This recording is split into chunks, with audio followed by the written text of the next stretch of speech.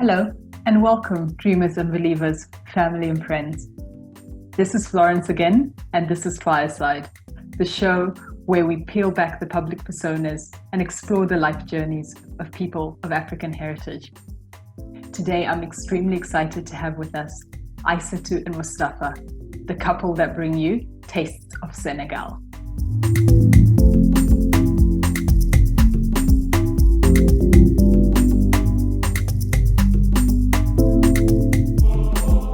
Aissatou Ba, along with her husband Moustapha Barry, are the proud owners and operators of Tastes of Senegal. Tastes of Senegal started in Sydney in 2008 as a simple food store and soon became very active at the festivals and city council events around Sydney. When the family relocated in 2012, Tastes of Senegal transitioned to Australia's food capital Melbourne and is now one of the much-loved food stores renowned for their Senegalese brand of cooking, which delights the taste buds. Tastes of Senegal now showcase their delightful food at many of the famous annual festivals and markets across Victoria, such as Globe to Globe, Food and Wine Festival, and African Music and Cultural Festival.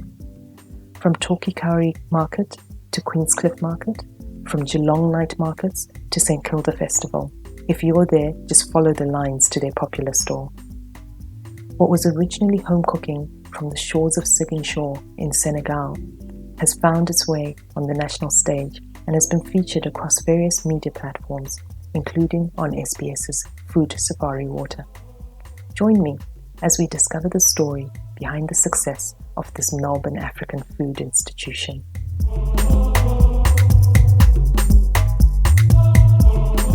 Excited to have with us today the wonderful couple who brought us Tastes of Senegal, Aissatou and Moustapha Ba.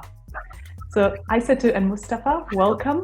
And just to kick us off, a lot of people know you as Tastes of Senegal, but tell us a little bit about yourselves and your journey. Where are you from and how did you end up in Melbourne? Hi everyone, my name is Aissatou Ba. So we came in Australia here in 2004. So we used to live in Sydney. And we stayed there for a few years. My name is Moustapha, and my surname is Barry. I'm from Senegal, and I came here in 1997 or 1996, something like that, in the around mid-90s in Sydney. When I landed here, was in Sydney, and when I came to Australia, I was located in Sydney for a long time. I was working, and I'm still working in the telecommunication industry. In the early days in Sydney, not too many Africans, and I was one of the few. And many years later, I think I came here when I was quite around my mid-20s, and when I went to Senegal and I got married, then I brought Aissatou here in 2004. But early on, because Aissatou come from a business background, and now you're talking about shops and things in Senegal. As you know, in Ziguinchor and many parts of Senegal, Aissatou's dad happened to be a very kind of active shopkeeper who owns most of the shops in Ziguinchor. So she comes from a business background, and she comes from a merchant background because her father is in that business. So when she came to Australia in Sydney, she expressed the wish to start a business. She always was hungry to have a business, especially restaurant, because one thing that she noticed was that there is a market for it. There is not African or Senegalese kind of food in the food industry in Sydney. Or there was probably one restaurant, and that was all. Yeah. And so the offer wasn't there, but the demand was huge. And we were not prepared, but she was hungry for it. And one day we were having a discussion with a friend of mine who happened to be a neighbor as well, an Australian. And after we finished, we were talking for hours and talking about business opportunities and stuff like that. And he said to me, you know what? you need to help your wife start a business because she's really, really, really keen to have a business. I said, we will do it. I just don't know how to start. Then it went from there. She was the motor behind it. She's the one who really started, and she's the one who wanted it. That whole journey of sitting there and saying, right, I want to start this business. Like just Moustapha said, when I came in 2004, I started working and so on, but I always wanted to have my own business. I always wanted to have my own business. It's always a passion of mine, having my own business, working for myself. So even though I was working part-time, like with the kids and him working, I always wanted to have a business. So from there, opportunities came, and we jumped on and started the jumping castle business. It was really successful in Sydney, very busy, and but we just were running it from home and looking after the kids and so on. So then the opportunity, I still wanted to do a food business, even though we had the jumping castle business. So when I saw the opportunity of having a food business, because when we go to events in Sydney, we just couldn't find, wasn't that presence of African food stalls or African representative of African countries. So we why not? We can do that. We can have a food business and represent our continent. Were you concerned about being able to get clients? Did you already think you knew where you were going to sell the food? We did a research, a market research, where we went to a lot of events, a lot of markets, and have a look what people are selling, and the demand as well, because what we realized was people were keen to try something different. Probably gonna start something small and see how we go. So when we did our first event, the response was just fantastic. Yeah, so talk to us about the first event. So the first event we did was in KMC in Sydney. So I contacted the council of KMC, and then they were happy to have us, on board, just gave us all what we needed to get started. So they have a yearly community festival, and they have all different communities representing their food and their music and stuff like that. And one thing that was lacking, although the African music was there, but African stalls, food stalls, were not there. So we jumped on and we bought few things. we bought everything from scratch. We bought the marquees first. We bought the marquees, and we bought big cooking pots, because you need it. You're cooking not for 5 people, you're cooking for hundreds of people. So there are many regulations we need to follow. So you need to go by the book and just go step by step and do that. Be very patient and determined, because you have to buy the marquee that are commercial marquees. Because if you buy those cheap marquees and all that, a little bit of wind will just take them away. So, and it can be dangerous for people's safety. So you need to get the proper marquee, and you need to understand how to use the marquee, how to pin them on the ground, and all the things you need to understand. And also even the cooking as well. You need to have a certificate to be able to handle food properly. So all the things, and you have to go through a course to do that. How long did it take you from when you had the idea to your first session? What happened is that we sat down and brainstormed and went systematically through the requirements. And I think 3 months. Yeah, within 3 months, because I was able to call all the councils, because in Sydney it's different to the way they do it in Melbourne. So in Sydney you contact the council itself, and they'll tell you what you need. So from there they'll give you a list of, okay, you need this, this and that. So you just go through that list, and then just fulfill all the requirements, and then just send them all the documents that they need. Yeah, and you know, like she said, in Australia here, things are organized in a way that really people assist you when you want to do something. And the city council in Sydney had a team where they take you through steps, and they even take you to a workshop to tell you how you start, what things that you need to have, the must, and the thing that you need to avoid. And I remember Aissatou went to one of these workshops. I think the other one went together, and it was quite involved, you know. Yeah. So that's exactly the case. And I think the first time when we had the food store, we were overwhelmed because the response, people. I remember the face of some of these customers when they tried the bisap. And it was wow. And we had mafe, we had bisap, we had fataya, and we had the barbecue as well. Wow. And you would see, especially when we started the barbecue with the spices and the smell and all that, people were just flocking around and coming and all that. I remember the face of one of this a guy who tried. It was hot and sunny that day, and he bought the bisap, just one, and he tried it, and then he tried again, and then he stopped. He started staring at us, and he said, "What is this?" He said, "It's hibiscus flower drink." He said, "Oh my God, I never tried. The way he makes me feel in my body, this is amazing." And then he went in and he stood up in front of us. He's just in front of the food store. Yeah. And he drank, he finished.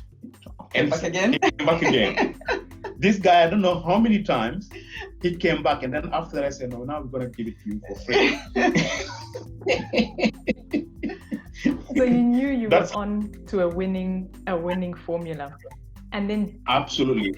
And the food as well. The food is the same. People would go and come back and give us feedback and say, "It's amazing, we never tried that before."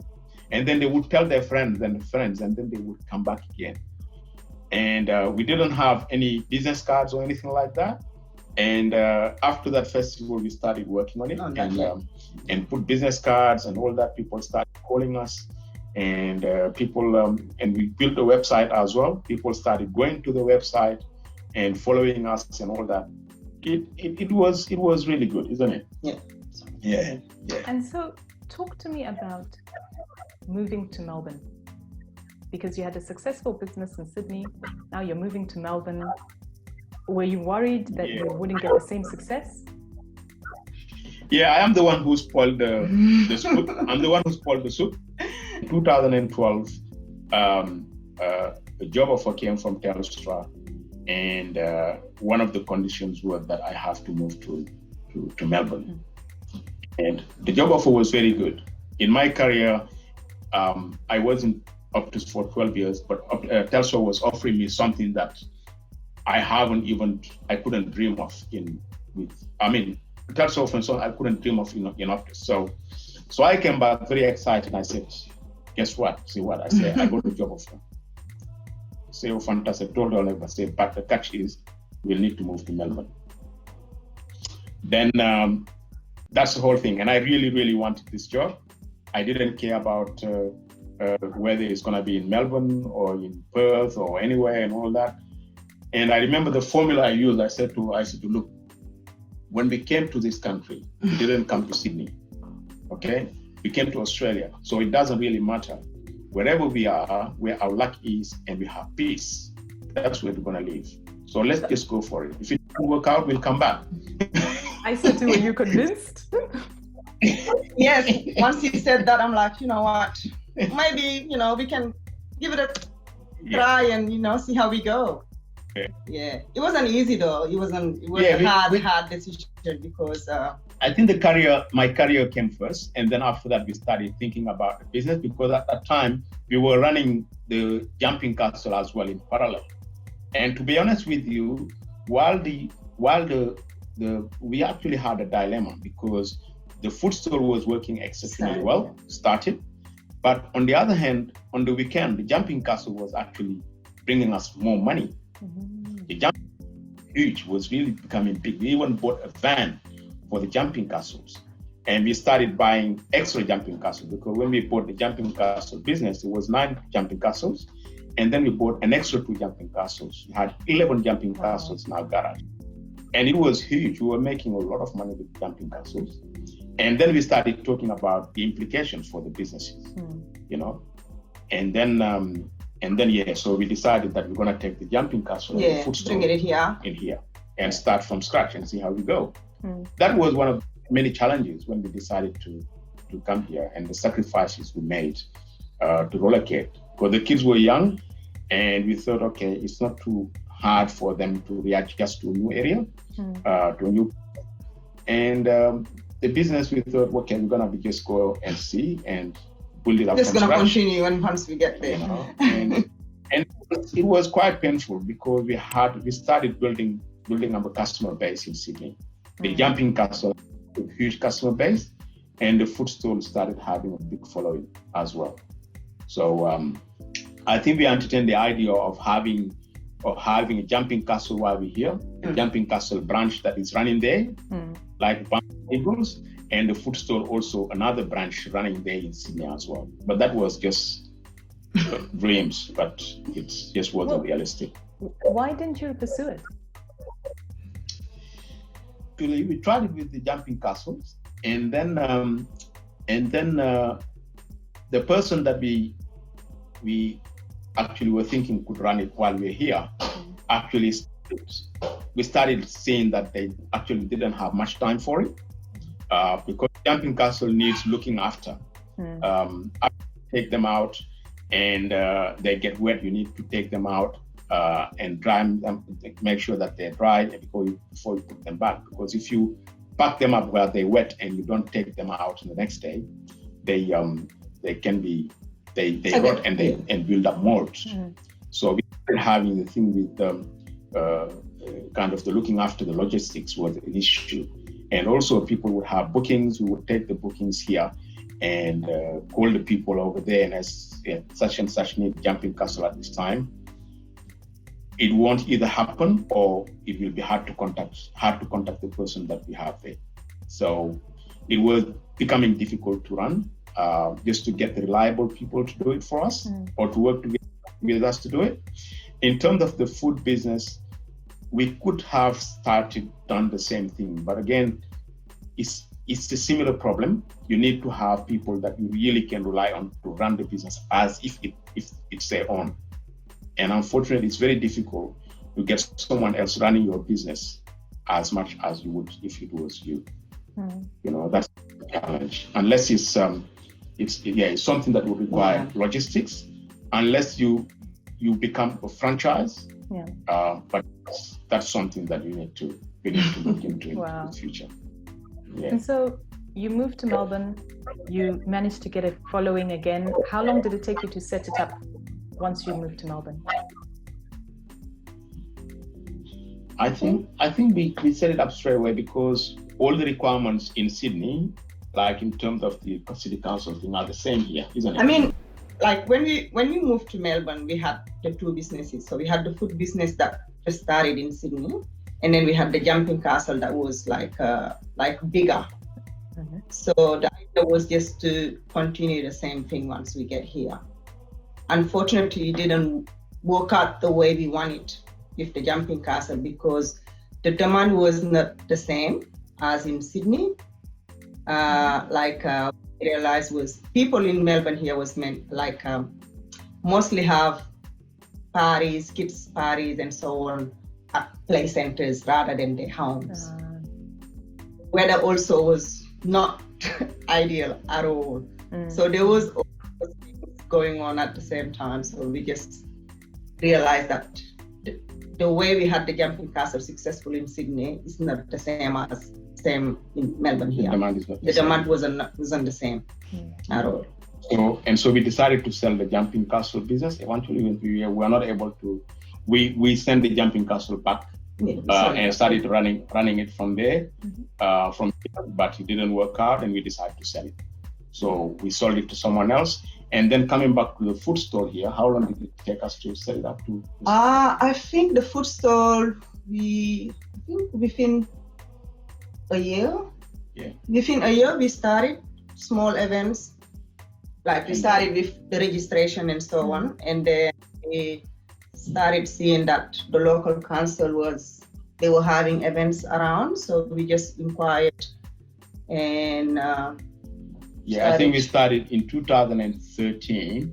We started doing the festivals in Wyndham. In Wyndham, and then after that, in 2013, the same year, we went to Globe, I think, festival. Yeah, so we started just expanding, seeing that, in Melbourne here, there was a lot of events, like when there is an event, like summer, the season. So we started registering, starting going to markets, events, and so on. And the response also was really good. The response was similar to the response in Sydney with the food stall. And I think one of the early festivals that we went to, the big ones, were Globe to Gold Festival and Food and Wine Festival. And this one also was huge responses. But at the time, we actually realized that there are certain small details that we were not familiar with. And so I think for once or twice, we had because you have food inspectors that come and check, and they check every single detail. And this happened to be more stringent here in Victoria, or in some parts of Victoria than in Sydney. I think we got caught or twice in one of those, but that wasn't big at all. But overwhelmingly, the response was really, really good. And we had actually one city councillor who was a food inspector here in Werribee, in Wyndham, who actually was quite helpful. He realized that he said to us, look, what you're doing is fantastic. It's a really good idea. But there are certain things that I need to help you with so that you are on top of your game. And this guy dedicated time. Yes. Yeah. And he dedicated, he asked Aissatou to come and see him so they can go through some of the stuff. So he provided pictures, he provided everything. He said, this is the way you need to do it, this is the way you need to do it. And then he came here, inspected idea and all that. Because in Melbourne here, you have to, probably even in Sydney, you have to have a registered commercial kitchen. Yeah. So even if you're cooking at your house, you have to have your kitchen commercially registered. So those were things that we were not kind of aware of that. So he helped us set up that. We had to do a bit of renovation to the kitchen, and that's incredible. Like that. So we get the registration done. So we got a yearly registration for the kitchen at home here as a commercial kitchen. Yeah. So just made it easier to cook at home and then take to events, because most of our cooking, some of them you have to do all your preps at home before you go. Yeah. And so when did Collins Street happen? They would try our food and then come and, where are you located? Where is your restaurant? So that's a question that comes again and again and again. And then yes. So and then Aissatou again, with the hunger of having a shop, said that we need to have something. We need to. And one day he said, "Oh, someone is selling their business in Collins Street." So it's just started like that. And then we decided to buy the business, and we refurbished it. We had some money. We refurbished the shop, and we put Taste of Senegal. We just did that in a space of 2 months. Yeah. Wow. And Taste of Senegal is I think the name of itself is quite catching, and people would notice it, and straight away they know what it means. And so we decided that we're gonna have Taste of Senegal in the middle of the CBD in Melbourne. And that was the whole idea. It was the center of the philosophy of the business from the start, is to bring kind of the flavors and the response to the question, what do you guys eat? And bring it to the heart of the Australian landscape, food landscape. And Melbourne is one of the Australian coffee and food landscape, at least in Melbourne community. And then Taste of Senegal started in 2017? Yeah. Yeah, 2017. Wow. In the CBD. 480 columns. So that is definitely a highlight. I think I'd definitely say probably another highlight would have been getting featured on SBS series Food Safari Water. What other highlights have you had in this journey? Yeah. Well, with SBS Waters. Yeah, SBS Waters. Yeah, so they actually contacted us. So one day I just got a call. Someone telling me, oh, they're from SBS, they want to have me on their program. I'm like, oh, wow, okay.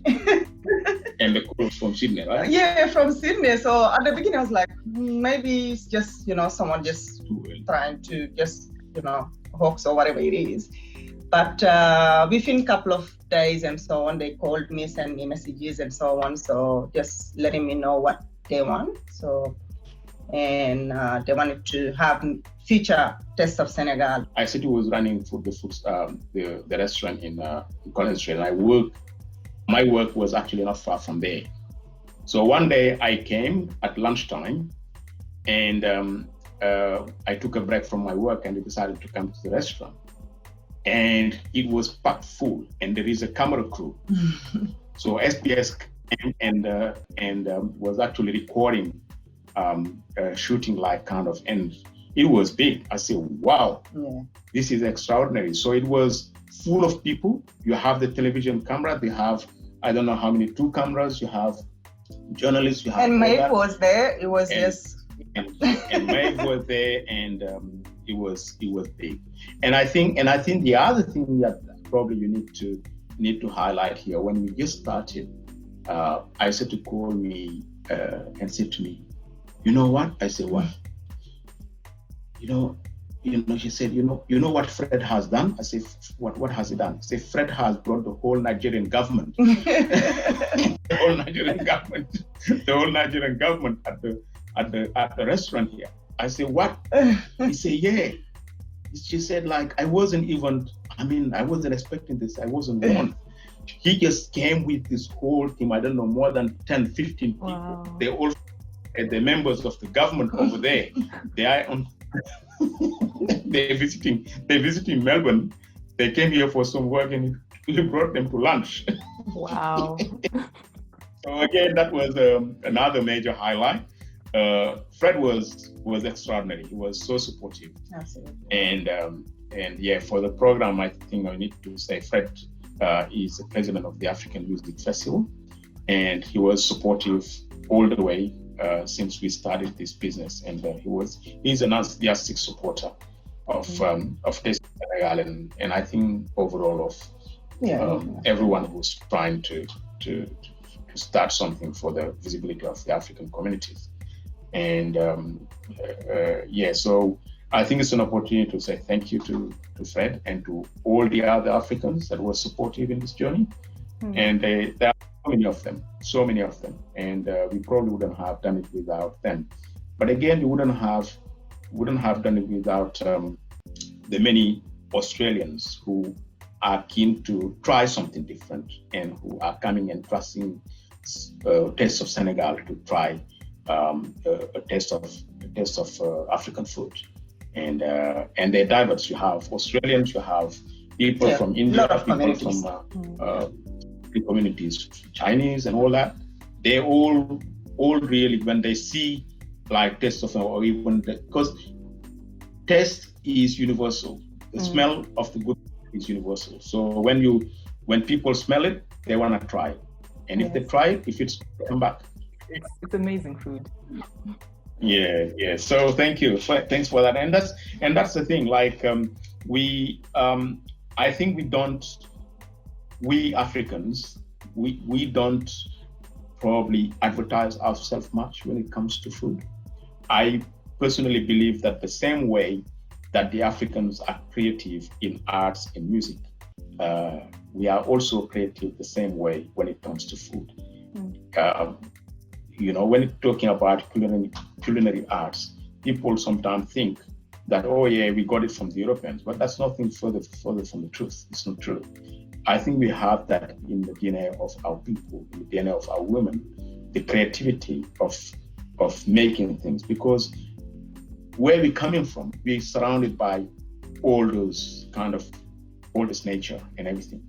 And if you interrogate history, you probably will see the art of cooking and cooking good stuff is something that goes down centuries, even millennia, So it's something we wouldn't have acquired from colonization. It's something that is truly ours, and we need to be proud of it, and we need to take it out there for people to see, for people to appreciate. Because if you try other people's food, you probably will see any point of the African continent where you go to, we have a lot of things that we can offer. I really dream of that day when people, an African brand of food will become as popular as Italian, as the Indians and stuff like that. And we can do it. And that's what we're trying to do with Taste of Senegal. The flip side, Aissatou, some of the challenges that you faced in this journey that you would talk to.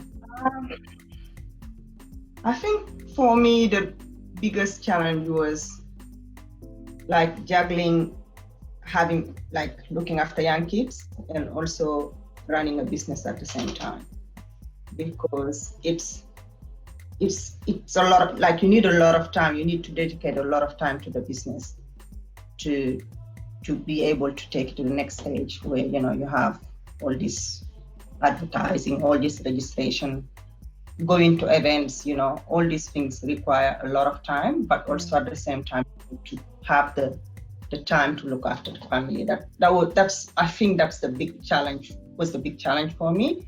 But with the support of Moustapha, we were able to work together. That's the biggest challenge we had with the restaurant, was to have the restaurant running and at the same time looking after the kids while I'm having a full-time job. So we have the restaurant it was actually running really, really well, to be honest. And we actually had to, after a year and a half, we had to abandon and sell the restaurant because it was full on. Aissatou was waking up at 5 o'clock in the morning every day, every Monday to Friday, and going to the restaurant, doing the cooking, and making sure, because the CBD, lunch starts at 11:30, and food has to be ready. All the food has to be ready by 11:30. So she has to wake up very early, go and do the cooking, and with the help of the people that we employed there, start selling. Between 11:30 and 2:30, she has to finish at 2:30 and rush back and come and collect the kids from school, pick up the kids from school every day. After a year and a half, we realized that it was becoming too much, and it started I started getting worried because she's putting in a lot of effort. She's very passionate about it, but I started feeling that and seeing that she's getting tired. And I said, look, this is hard for you alone to run. If you are alternating with someone else, it would have been easier. I think we do know now that it would work. We just need to be better prepared, So, and it was quite heartbreaking because we have a lot of customers in the CBD who used to come and have lunch at Taste of Senegal every day. And the day we were closing and selling the business to someone else, they felt very sad. Yeah. But some of those customers started following us with the food stores and coming to our food stores wherever we are and say, here we are. Yeah. We miss your food and stuff like that, isn't it? Yeah, it's still out there. Yeah, absolutely. Yeah, it's still. And the food stall is really more flexible, where we can do like weekends, and then, you have the choice of saying, okay, this weekend I want to spend it with my family. I don't want to do an event. So you have that flexibility. So we thought maybe we just follow that path for now until we're more prepared, kids are a little bit bigger, then we maybe can move on to the next level.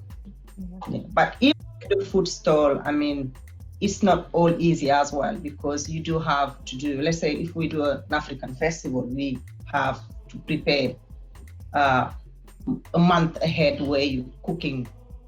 You started cooking, you start shopping, you spend the whole night cooking and days cooking. So it's, but if you're passionate about it, and then you will do it. So yeah, there are big festivals It's like the African Food Music Festival and the St. Kilda Festival.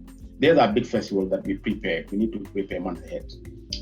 Preparing with sticks, preparing and thinking about just ideas. You need ideas on how to make it better than the previous year.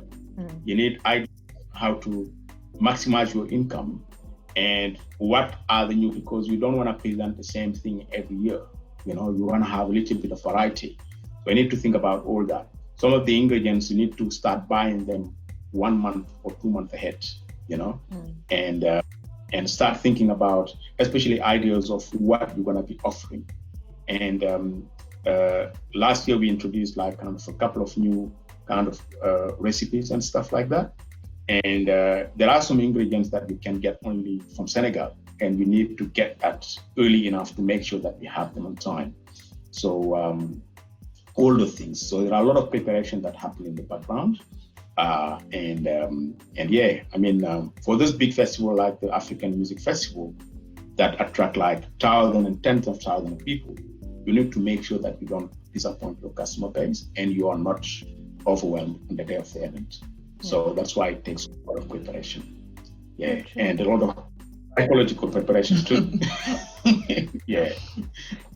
And so Aissatou, it's good. I'm going to take you away from this to what you're doing now, because I find this quite fascinating. So you have a health background, but now you've just moved into working within the telecom space. So tell us about this journey. Well, yes. So last year I quit my job in health, working in pathology for a few years, and went to the venture of telecom with NBN. So he is the reason because he's been working in the telecom industry for many years, but he knows that I like to work with with my hands, kind of fixing things, technical things. So he knew that. So when the opportunity came, he's like, I think you'll be able to do this job. So from there, we just went on and applied, and when I was successful. So when I started the job, I was really surprised at myself because I just realized I really loved it. So I was really passionate about doing the job, the technical thing about it. Yeah. How did you get into it? What sort of training did they give you? So we did a 3-month training where you get all your certification, all your, and they teach you the job itself, because coming from a background in health that wasn't technical at all, I didn't have the technical background. So I am a customer field technician. So I installed HFC technology to people's house, but also do like fixing problems and so on, troubleshooting, and so it involves driving to people's houses, and then it's you meet a lot of different people from different backgrounds and so on, and it's fun. Every day is different. And always I used to come back with stories of how people are happy for helping them out. Some even tried to give her gifts and stuff like that. I say, no. I just think it's incredible having women in STEM type roles doing really amazing work. So I take my hat off to you. And that's the thing with being a woman. Like when I call customers, sometimes they just kind of hang up. They're like, oh, maybe it's time to sell, And I get there, they're like, well, I was the one calling you. They're like, oh, it's a woman. I'm like, I'm the technician. Like, you're a woman. I'm like, yes, I am. So, but you get a lot of women that like they stay-at-home moms, or when customers that are women, they're really happy when they see you, and that praise they keep saying, oh my God, I'm so happy that you are a woman. You are a woman who is come to my house here to fix my internet. So it's really nice to hear that. Yeah. I always knew that Aissatou had the technical kind of curiosity to do things, because at home here, she's the fixer. She's the one who fixes things when things get broken. I am the network engineer, I'm the engineer, I am not the fixer, she is the fixer. So I always knew that she would be good at that. And when the opportunity came, I said, well, I think you should apply. She wasn't sure, but I convinced her and she applied. And here I am. I think I got it right. Oh, so you're taking the credit. I'm taking the credit. I need to take the credit somehow. She's doing a fantastic job, but like you said, the one who pushed it. Yeah. No, Aissatou, Moustapha, thank you so much for that. I think, it's just been so interesting listening to your journey. To wrap this all up, if you had either a piece of advice or a saying or something that you felt you really anchor your decisions to, what would that be? I'll start with you, Moustapha. Well, to be honest with you, I mean, my advice in general for anyone who want to start a business is that it's not easy. It's always hard, but you need to be perseverant, you need to be persistent and push. For our African people out there who want to start business, any business, we need to see ourselves as ambassadors of everything we do. And you're not doing this for you alone, you're doing it for everyone. You're doing it for the whole African continent, because it's not about you only, it's about you, it's about the image, it's about the image of the continent, it's about the image of our people. And if you're good, people will say that African place there. If you're not good, it's going to be that African place there. So that's the reason why, if you look at it as ambassadors and we're going to push it like that, and many of us do the same, we will have more positivity coming towards us and coming from us. And that's what we need. That's the kind of response. And the food industry is one. We shouldn't be concentrating on arts and music only. We need to concentrate on a lot of other things. When it's the technology, whether it's the food industry and all that, we need to go aggressively in those areas and make our presence felt and bring out those of excellence. We do have it. We have the capacity. Let's do it. That's my advice. Aissatou? Well, my advice would be, for whoever in the community who wants to start a food business even though it's not easy, if you're passionate about it and you want to do it, all the informations are out there. Just you push for it, you will get there. Yeah.